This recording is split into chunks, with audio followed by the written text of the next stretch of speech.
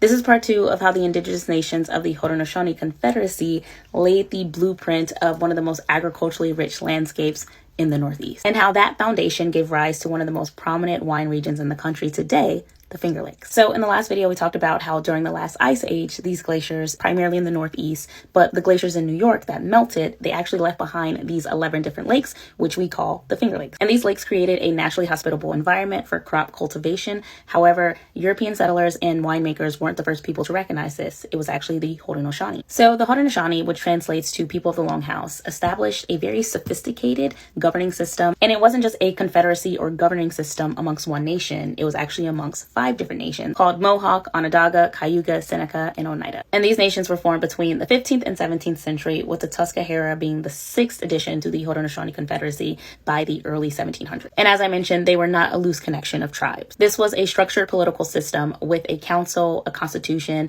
and a set of laws that governed relationships between nations. In fact, the democratic structure of the Haudenosaunee Confederacy actually influenced the framework of the U.S. Constitution. And the 2 nations responsible for cultivating the majority of the Finger Lakes were the Seneca Nation and Cayuga Nation, which, as you can see, they settled along the shores of the largest lakes in the region. And over time, they discovered that the deep lake waters actually retained a lot of heat, which created a natural warming effect that would moderate the surrounding areas, especially during the harsh, brutal winters. And they took full advantage of this discovery by clearing lands and developing hillside plots in order to cultivate crops that, again, will not only survive in the brutal winters, but also help sustain their communities during those winters. And the discovery of what this land was truly capable of is the reason why the Finger Lakes wine country exists today. But the Haudenosaunee were just getting started. What they built on this land would lay the foundation for the vineyards and wineries that we enjoy in the Finger Lakes today.